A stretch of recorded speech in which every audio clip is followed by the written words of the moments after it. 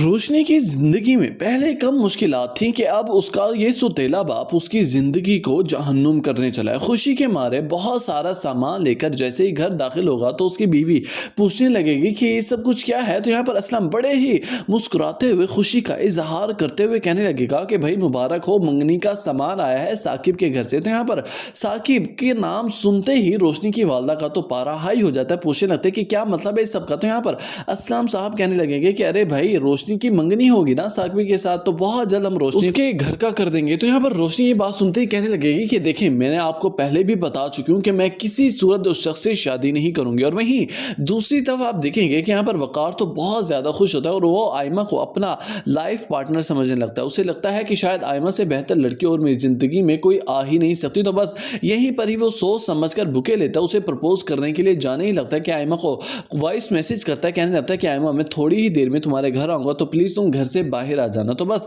अब यही बात करनी थी। जैसे ही बुके शॉप से बुके लेकर वकार शॉप से बाहर निकलने ही लगेगा कि उसकी नजर सामने गाड़ी पर पड़ेगी जो कि एक जवान जहां लड़के के साथ आयमा बहुत ज्यादा खुशनुसीबी के साथ बैठी होगी और बहुत ज्यादा इंजॉय कर रही होगी, हंस रही होगी, मुस्कुरा रही होगी। तो बस यहीं से ही वकार के पांव तले से जमीन निकल जाती है। उसे इस बात का अंदाजा नहीं था कि आयमा इतनी घटिया लड़की निकलेगी कि एक वक्त में कई कई लड़कों को अपने जुंगल में फंसा कर रखा हुआ है। तो यहाँ पर अब बुके तो फेंक देता है वकार। अब यहाँ से शुरू होगा ड्रामे की कहानी का असल ट्विस्ट, क्योंकि आयमा का पत्ता तो साफ हो जाएगा वकार की जिंदगी से। और आने वाले केस में आप देखेंगे कि यहाँ पर अब जैसे ही साकिब को पता चला कि उसके घर वाले नहीं मान रहे रोशनी का रिश्ता करने के लिए, तो यहाँ पर रोशनी की वजह से साकिब धमकाने चला जाएगा। रोशनी की वालदा को कहने लगेगा कि अगर तुम लोगों ने रिश्ते के लिए हाँ ना की ना तो ठीक अगले हफ्ते मेरे बंदे आएंगे और तुम्हारे घर का सारा सामान उठाकर बाहर रोड पर फेंक देंगे। फिर ना कहना कि बताया ना था। सो व्यूअर्स, आपका क्या ख्याल है कि इसी दबदबे में आकर क्या रोशनी की शादी